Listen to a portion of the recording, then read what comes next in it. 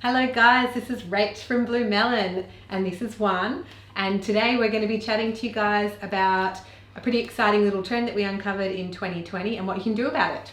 So that sounds awesome. Yeah. Let's get into it. Alright, so the third trend, we've already covered two in our previous videos, but the one that we uncovered was that globally, social was the primary source of content consumption for people in 2020. That's not hugely surprising. But what is amazing is that for Aussies, it was a 30% increase. So, there were people, more news, connecting socially, there was a gap to fill, people needed new ways to get entertained. But the question is, what can we do with that extra 30%? Thank you, Rach. So it doesn't come to a surprise. Obviously, everyone's just being a lot more online than ever. Some of the things you can imagine, if somebody's 30% more online, then it means that you have 1/3 more impressions out there for grabs.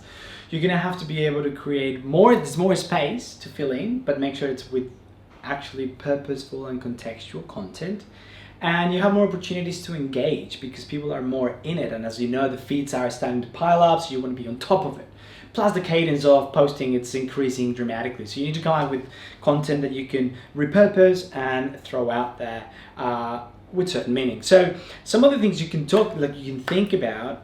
Last time we talked about, reassessing your content strategy and your channel strategy, but following on that, apart from obviously listening and chatting with your community and asking them stuff, it's so obvious and important. Think about if your social media presence, like what you're starting to put out there, does it reflect what your brand stands for? I know it's easy to say and people say, oh, this is so common, but really if your brand stands for something and you're very specific about your values, for us, we are agile, accessible, human, we're honest, and you can see it here with us. Completely honest. So does your content reflect that? The other part is, and this is more like internally, is your content team, if you have one, or your maybe marketing team, or whomever, is across your brand master narrative.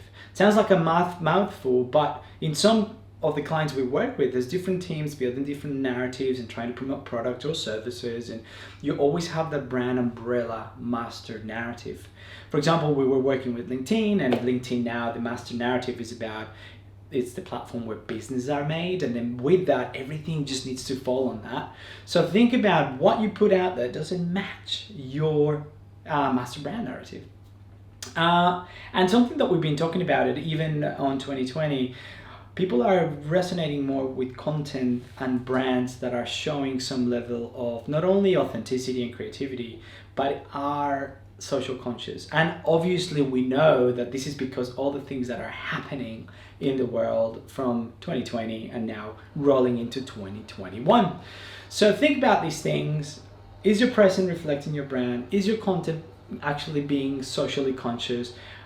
Does the people in your organization understand the master narrative? Take advantage of all the content you can create out there because people are more in it than ever. And those are kind of the top things I can think of. Do you have anything else you would like to? Yeah, I think what you were saying about the being authentic part of a brand, especially when the audience is there, but it's going to be a lot more crowded in the content space.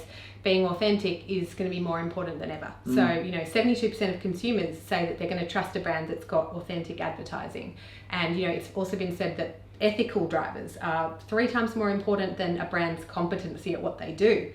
So really interesting little stats to get you thinking about what you're putting out there in the content world. Yeah. And it sounds like it's all about, if you truly believe in those things and your brand is actually doing it, not BSing, but doing it, it should be an easy thing to do. If you're a little bit concerned of how you can achieve multiple publishing things and creative content, or you're not sure about the strategy, we use, for example, Sprout Social just to schedule content in advance. We have obviously we have a content team here that allows us to organize content, prepare it, and cut it to various platforms and make it contextual. So those are the things that you may want to be thinking of if you don't have that. Oh, if you need a hand, we can help you out. Chat to us. Yeah. See you next time, guys. Bye. Bye. Chicka bam bam, BlueMelon.